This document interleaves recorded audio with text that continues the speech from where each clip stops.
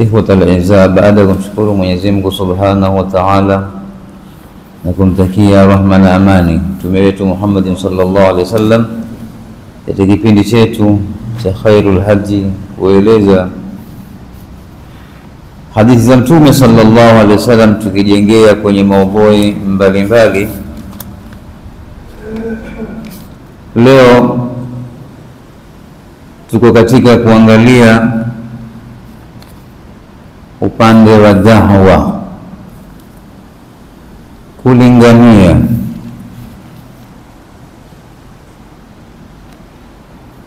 Ambayo kwamba maudhui hii ni lazima tukubali ni masuliyatul jamii. Ufahamu makosa, tukisema sala ya da'wa tukafikiri ili jukumu la walimu peke yao, hawa ndio wenye kutangaza Uislamu, hawa ndio wenye kufanya hili, lakini sisi wengine hatuhusiki. Ndio tukapenda kutagua maudhui hii ya kutanabahishana, hii ni masulia ya kila Muislamu kwa uwezo wake. Na nilichagua maudhui hii wakati nikisoma kitabu kidogo leo, kimwangalia mmoja katika waliosilimu. Mmoja katika waliosilimu, yeye alikuwa si Muislamu, akabahatikiwa kwenda nchi za Kiislamu, akasilimu. Aliposilimu alisema maneno haya: abi wa ummi mata ala ghairi millati lislam, babangu na mamangu wamekufa kwenye mila ambayo kwamba sio Uislamu. Kisha akasema maneno makali: saufa aqifu amama rabbil alamin wa aqul, tasimama mbele ya Mwenyezi Mungu niseme, khudh haqqi min haula'i almuslimin alladhina namu an tablighi dinihim. Tamwambia Mwenyezi Mungu, hawa ndio waliosababisha Waislamu, hawa ndio waliosababisha sisi kukosa Uislamu, hawa Waislamu. Kwa hivyo kiwa na matatizo yote, kiwa na haki, mapatilizo hawa Waislamu, sisi. Niandika kwenye kitabu hiki baada ya kuslimu, akasema maneno haya: saufa aqifu amama rabbil alamin wa aqul, tukua haki zetu ya Rabb kwa hawa Waislamu, kwa sababu walilala mambo ya tablighi kufikisha Uislamu, walikuwa hawako nayo. Na tabaan utaona mwalimu mmoja kajitahidi kwa upande wake na mwingine, lakini natija pengine tunaweza tukasema ni chache mpaka sasa, kwa sababu ya hatufahamu kwenye masuala ya kila mtu. Na tutashiria kwenye hadithi moja mbili, tutaona ni masuala ya kila mtu, masala ya da'wa, si masala ya mwalimu au shekhe peke yake. Tufungue na aya. Mwenyezi Mungu Subhanahu wa Ta'ala aliposema ud'u ila sabili rabbika, lingania watu wende kwenye Uislamu. Hii ni alwujub alkifai, kuita watu kuja kwenye Uislamu ni wajib kifai, ni faradhi ya kutoshelezana. Lakini sasa hiyo faradhi ya kutoshelezana, kwa kuna wakati ni mpaka kupatikane huku na huku, ndio ile faradhi ya kutoshelezana ipatikane. Si kwa mmoja peke yake. Mwalimu yuko tayari, atakwenda Kigoma, atakwenda Kerisho, atakwenda Kapenguria, mwalimu atakwenda. Nauli ya kwenda Kisauni hana, hiyo da'wa hiyo atafanya namna gani? Si kwa yeye peke yake. Mwalimu ndio ana dauri yake, huyu mwenye elimu, tajiri ana dauri yake, na mufakirun, watu Mwenyezi Mungu amewapa akili pia wana dauri zao katika kuwavuta watu kwenye Uislamu.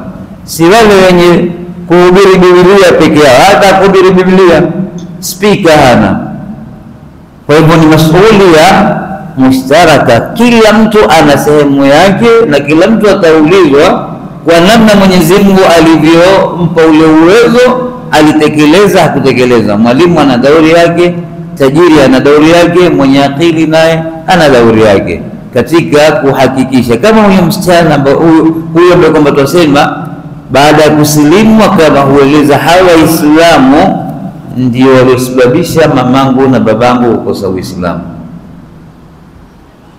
Ni mengi haya. Udu ila sabili rabbik, lingania watu wende kwenye Uislamu bil hikma bil maqala as-sahiha, kusoma, kwa sababu bila kusoma badala ya kutengeza utaharibu wewe. Kutakana hikma katika kuwavuta watu. Angalia Mtume sallallahu alaihi wasallam alitumia njia gani? Masahaba, tabi'in, bil hikma, kwa dalili ambazo kwamba zilizo wazi zenye kuleta haki na kuondosha shubha. Wal mau'izati alhasana, na mawaidha mema. Mawaidha mema ni yapi? Ni ambayo kwamba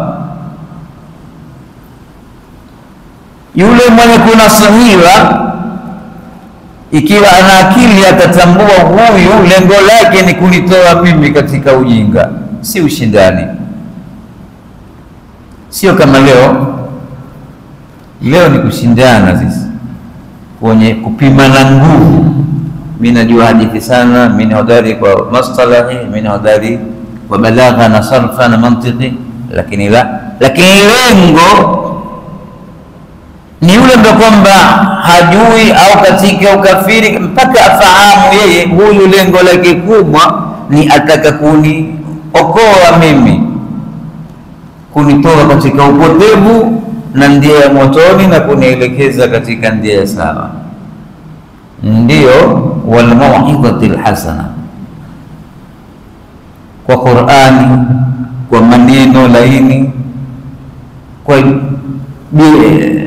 hili na hili, ambapo kwamba kila sampuli ambazo kwamba zitatumika katika mawaidha yetu katika kuwavuta watu ili waje katika Uislamu na watupe yale makosa. Wajadilu billati hasan, na mujadiliane nao. Kitu mujadala kiko kwenye Uislamu, sio kwa hakuna, lazima upatikane mujadala. Ndio upenda sana nasafi kwambia kiko lazima kipatikane, lakini wajadiluhum billati hiya ahsan. Mjadala huo itakuwa ni ndia nzuri katika kujadiliana, ndio itumiki kwa upole, kwa ulaini, bila ya kutukanana, bila ya kutumia lugha za kikejeli. Lakini leo sisi sivyo mambo namna yanavyokwenda. Wewe kabla hujamuita mtu kwanza usamtukana, wewe atakubali namna gani? Hata ambie wewe ukimnasihi mtu mbele za watu umemfedhesha, hakukubali. Kunasihi mtu kama Mtume sallallahu alaihi wasallam, yule mbindi yule mbuta Mtume, ya Muhammad, toa mali si yako si nini, kwa lugha ngumu. Masahaba wakakasirika, Mtume akampa, kamuita kando, akampa, kimekutosha? Naam. Mtume sallallahu alaihi wasallam akamwambia, lakini wale jamaa walikasirika, sio kupambana maporini huko mkaanza vita, nitakuuliza mimi. Ndio akasema, Mtume alipomuuliza vipi, asema naam, umefanya vizuri. Kisha mpaka kusema Allahumma ighfirli wa Muhammadan, nisamehe mimi na Muhammad. Tuambie, kwa nini mlango wa toba ni mkubwa umeufunga? Asema naam, hawataka kunipiga. Taziona vitu kama hizi, ule uzuri wa Mtume sallallahu alaihi wasallam kuwavuta mpaka maadui wakawa wenye kumpenda kwa lugha mzuri. Na hii ndio mafundisho ya Qur'an, haya ndio mafundisho ya Mtume sallallahu alaihi wasallam. Isiwe mjadala wetu kwa mtu ambaye kwamba pengine hatusikizani, pengine hatufahamiani, kabla ya kuanza ni kutukanana. Sasa ukitukana na mtu atarudisha, kuna tena kufahamikiana, na wewe wamtaka, na lengo ni kumtoa katika matatizo, lengo si kumzidisha katika matatizo. wajadilhum billati hiya ahsan, na ule mjadala uwe ni kwa njia ambayo kwamba ni ahsan, nzuri zaidi, si hasan, nzuri zaidi. Kia tafwidhi tena tuziona hapa namna mafundisho tunalofundishwa katika dawa mpaka kwenye jihadi. Ukaziona namna Mtume sallallahu alaihi wasallam, kama tutakaposoma hapa hadithi tutaona mpaka kwenye jihadi Mtume sallallahu alaihi wasallam tutaona namna anapofundisha uzuri wa kutangaza Uislamu mpaka kwenye jihadi. Tuende kwenye hadithi kisha tutakuja tuyaone hayo katika hadithi ambayo kwamba leo nimezichagua zote ni kwenye Riyadhus Salihin, al-Imam an-Nawawi rahimahullah, na mwenyewe Nawawi kwambia zote hadithi zangu ni sahihi. Kwa hivyo zote hitaji isipokuwa Nawawi kwamba ni sahihi, na Imam Nawawi amekufa akiwa na miaka 46, amekufa na miaka mimi sasa nishampita kwa miaka 10 mimi. Atuambia kwenye hadithi ameiandika mwanzo. Hadithi imepokewa na al-Imam al-Bukhari na Muslim. Mtume sallallahu alaihi wasallam akimwambia Sayyidina Ali, fa wallahi, na hapa kwa Mwenyezi Mungu, la an yahdi Allahu bika rajulan wahida, Mwenyezi Mungu kumuongoza mtu mmoja tu kwa sababu yako, khairul laka min humrin na'am, ni bora kuliko kundi la ngamia. Ile ngamia kundu kwamba ndio mali matukufu kwa Waarabu. Mtume sallallahu alaihi wasallam, tukiziangalia hadithi 1, 2, 3 kwa sababu lengo kubwa ndio tufahamu dawa ni yetu sote si walimu. Hadithi iliyopokewa na Imamu Muslim, Mtume sallallahu alaihi wasallam, man dalla ala khairin falahu mithlu ajri fa'ilihi, man dalla ala khairin falahu mithlu ajri fa'ilihi, mtu mwenye kufahamisha katika kheri basi ana malipo kama yule mwenye kufanya naye. Wewe umemsilimisha mtu, wewe kila fadhila kama unafanya na una fungu lake. Hata ni yule kiutanikumbusha ustadhi yule alikwenda kufutahi Masri, Amr bin al-As alifutahi Masri, na alikwenda kufutahi Masri, kwenda kufutahi Masri katika maswahaba. Amr bin al-As, nikimsikia Daktari Juma akaeleza tarehe yake na aliyotokea, atasema lakini jamani, tusiangalie upande mmoja. Leo Misri yote hii watu Uislamu uliopata pia sababu ni yeye. Taziona vitu kama hizi, man dalla ala khairin falahu mithlu ajri fa'ilihi, ni thawabu ngapi uzipata wewe kumfahamisha mtu sababu ya kumsilimisha na mengineyo. Uende kwenye hadithi iliyopokewa kwenye Imamu Muslim kwa Abu Hurairah, man daa ila huda kana lahu min al-ajri mithlu ujuri man tabi'ahu, mwenye kulingania watu katika uongofu ana malipo kama yule mwenye kumfuata. La yanqusu dhalika min ujuri, hakupunguziwi malipo yao. Wa man daa ila dhalala, na mwenye kuita watu katika upotevu ni hivyo hivyo naye, kana alayhi al-ithmi mithlu athami man tabi'ahu, na ana madhambi kama yale yenye kufanya. Wewe mwondoka ulimwenguni, kuandikwa swala, kuandikwa somo, kuandikwa zaka, kuandikwa hija, kuandikwa umesoma huko ulimwenguni wewe miaka 1000, na ikiwa ni kwa upotevu ni hivyo hivyo alioweka. La yanqusu dhalika min athamihi shay'an. Ndio Mtume sallallahu alaihi wasallam kwenye hadithi hii ambayo kwamba imepokewa na al-Imam al-Bukhari na Muslim katika siku ya Khaybar, ikawa bado hakuja futahiwa, akasema la utiyanna Allah ghadan rajulan yaftahu Allahu ala yadayhi, Kesho bendera kampa mtu ambaye kwamba fathi itapatikana mikononi mwake, fathi kufdahi au Khaybar kutapatikana mikononi mwake. Yuhibbu Allah wa rasulahu wa yuhibbuhu Allah wa rasuluhu, yeye ampenda Mungu na mtume na Mungu na mtume ampenda mtu huyo. Si ulize masahaba walikuwa wanakupa kupendwa na Mungu na mtume na kuftahi, kila mtu akawa tamani awe ni yeye. Fabata nasu yabukuna lailatan, watu sasa usiku mzima sasa ni vikao, watu zungumza, tapewa nani, tapewa nani. Kila mtu akizitaka hii daraja, yeye ampenda Mungu na mtume na Mungu na mtume ampenda yeye. Ayyuhum yu'taha, nani atapewa. Falamma asbaha an-nasu ghadaw ala rasulillahi sallallahu alaihi wasallam, watu walipoamka wakaenda kwa mtume sallallahu alaihi wasallam, kulluhum yarju an yu'taha, kila mtu ataraja apewe yeye. Tunasema aina Ali bin Abi Talib, na mtume ni wama akifanya kitu wama yantiqu, ni amri ya Mungu, sio kwa ibn ammi yake amewafia Fatima basi alipendelea isifahamike hivyo. Kwa mtume hakuna vitu hizi. Aina Ali bin Abi Talib, yuko wapi Ali bin Abi Talib? Faqila ya Rasulullah wa yashtaki ainai, na kuna wakati mtume alimpa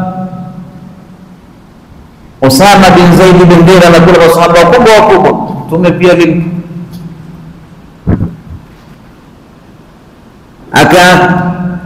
Uko wapi? Akasema huwa yashtaki ainai, auma na macho yake.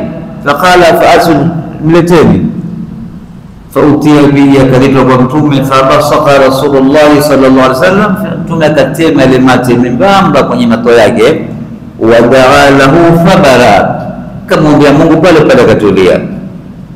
Hatta ka'an yakun bihi waja, hatta kama kwamba alikuwa hana ugonjwa wote. Fa'atahu raya, kampa bendera. Sayyidina Ali alipopewa bendera akasema, ya Rasulullah uqatiluhum hatta yakunu mithlana, na nikapigana na wao mpaka wawe kama sisi. Ona,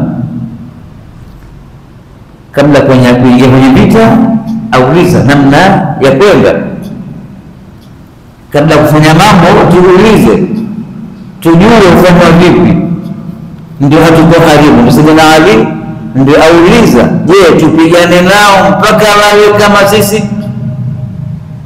Mtume toa irshadat, umfudha ala rislik, tumemwambia nenda taratibu, sio na haraka, usiwe na moto katika damu yako, kuwa mtulivu.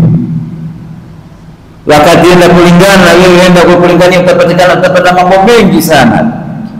Utapata wenye kutukana, utapata wenye kupiga, utapata wenye kuambia ni mganga, ni kadhaa ni kadhaa. Kwa hivyo umfudha ala rislika, kuwa mtulivu, nenda taratibu, hata tanzila bisaati, mpaka teremkie kwenye makawanda yao. Kitu cha kwanza, thumma duhum ila alislam, walinganie kwenye Uislamu, walinganie kwenye Uislamu. Na hii mfundisho nyingi, faqula lahu qawlan layyina la'allahu yatadhakkaru. Firauni ni yule ambaye layyinan la'allahu yatadhakkaru au yakhsha, walinganie kwenye Uislamu. Wa akhbirhum bima yajibu alaihim min haqqi llahi ta'ala fi, ueleze ile haki ya Mwenyezi Mungu kwao. Fa wallahi, na apa kwa Mwenyezi Mungu, la an yahdi Allahu bika rajulan wahidan khairul laka min umri ni'am, kumwongoza mtu mmoja ni bora kuliko kundi la ngamia. Ona, Sayyidina Ali kabla ya da'wa, kabla ya kuingia kwenye uwanja wa vita, auliza namna ya kufanya. Kwa hivyo kabla ya da'wa tuulize da'wa taifanya vipi, tuulize wale wajuzi. Mtume ni mjuzi, aliulizwa ndo akafahamisha kwa upole Uislamu kadha kadha, ikaenda tena, sikushambulia, sikutukana, sikuwapigeni wani makafiri awa ni kadha, la la la. Kisha tukimalizia kwenye hadithi ambayo kwamba tunasema dawa ni masuhulia ya kushirikiana, tuiangalie hadithi hii. Hadithi iliyopokewa na Imamu Muslim kipitia kwa Sayyidina Anas, anna fata min Aslama qala, kuna kijana katika kabila hilo la Aslama alisilimu akasema, ya Rasulullah, inni uridu al-ghazwa, mimi nataka kwenda kupigana vita.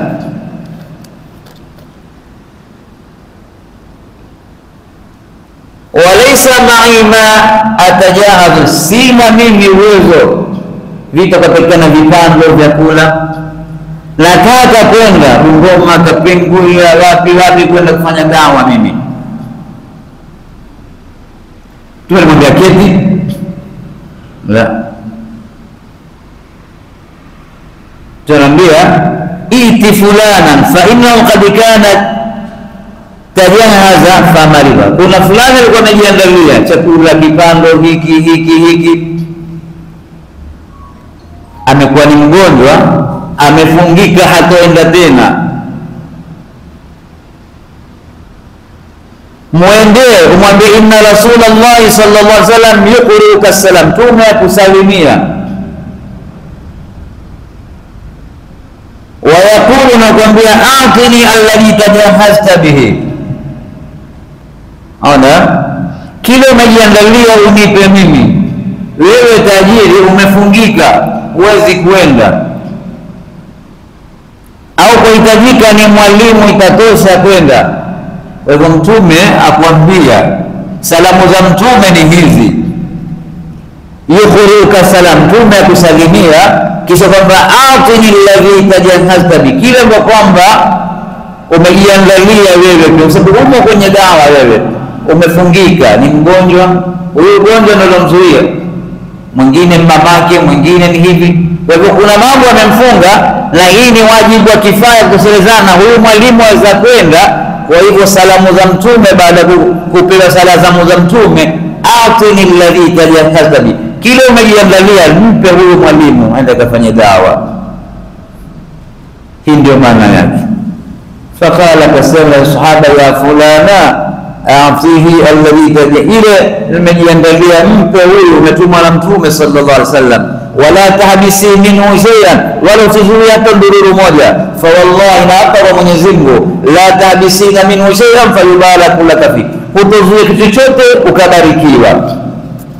Ndio tukasema masala ya dawa ni masuhulia ya kila mtu, tukiziangalia hizi hadithi namna zilivyo, mwenye kuenda na elimu yake, na huyu mwenye chake, mwenye huyu. Hapa ndio tutakuwa kwaweza kujitetea mbele ya Mwenyezi Mungu, tukishtakiwa na yule ambaye kwamba tumeeleza katika maneno yake, sawfa aqifu amama rabbil alamin wa aqul khudh haqqi min haula'i almuslimin alladhina namu an tablighi dinihim.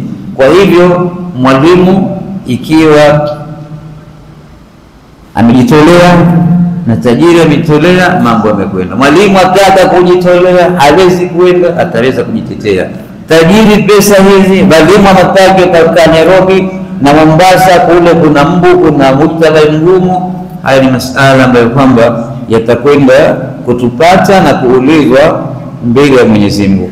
Huyu ni mtu waqi'ia alieleza maneno haya, yeye ametoka kwenye nchi ambazo kwamba sasa za Kiislamu, akienda Jeddah ndio akapanda na kundi la tablighi, bakamlingania kwa Muislamu. Kisha ndipo aliposema maneno haya, na yameandikwa kwenye kitabu hiki ambapo kwamba tunakisoma, kasababisha leo tukumbushane, kwa kuwa masuhulia ya dawa si mwalimu wa madarasa peke yake, ni kila mtu yumo ndani, kulingana na Mwenyezi Mungu alivyomruzuku na kumpa kile alichompa. Mwenyezi Mungu tujalie min alladhina sami'una alqawla fayattabi'una ahsana, wagonjwa Mwenyezi Mungu awape dawa.